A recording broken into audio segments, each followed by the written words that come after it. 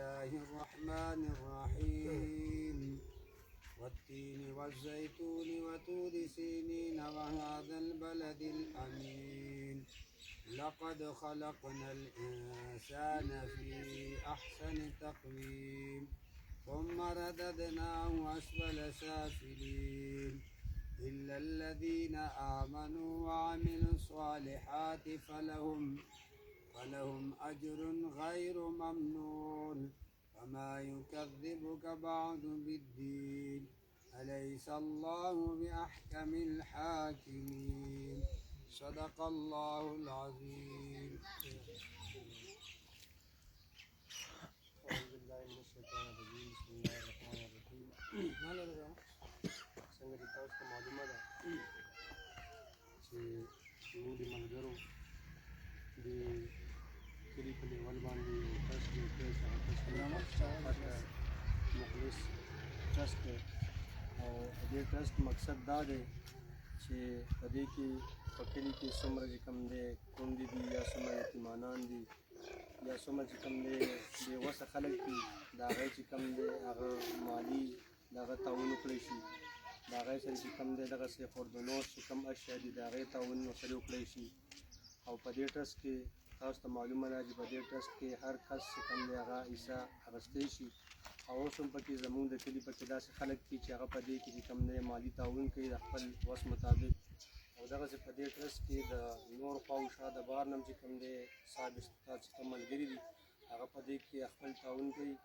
نو لهذا ملګرو نه خو یو ګزارش دا دی چې دې ټرسټ کې چې کوم دی تاسو خپل پوري تعاون وکړئ خپل طرف باندې هم وکړئ نور داسې رور تربوري هغه سره هم دا خبره وکړئ چې دا ټرسټ چې کوم دی دا کامیاب شي او دا چې کوم خلک دي زموږ په دې کلي کې غریب دي نادار دي او لاچار دي بېروزګاره خلک دي چې هغې ته چې کوم دی خپل حق چې کوم دی هغه په دغه باندې ورسي په خپل ټایم باندې اوس دا نومونه دي دې کې یو فضل الرحمن امیر صاحب دی چې هغه ته د دې ټرسټ نه چې کوم دی دا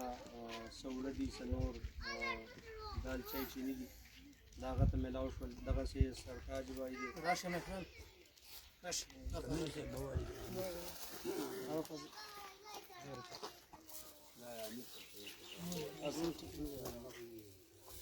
ولې هغه بل کسان نور هم شاید دا دغه دی هغه څه دی بس دغه دی کې راشه مې هلته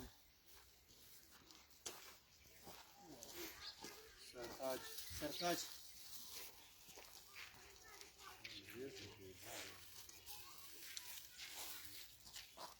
علامه خان کاکا خبره به نه ګورو سړي مخیاس لا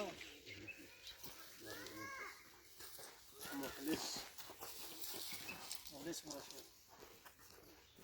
بلن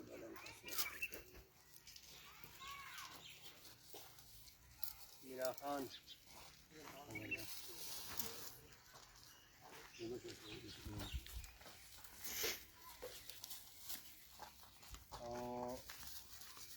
همشیره بزرگل کرنل باشه کرنل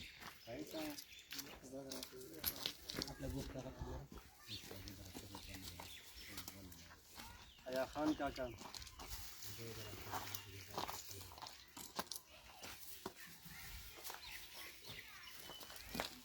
فقیر خان شهید مرحوم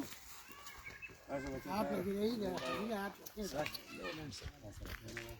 لا فقیر خان او غار محلی بادشاہ خانه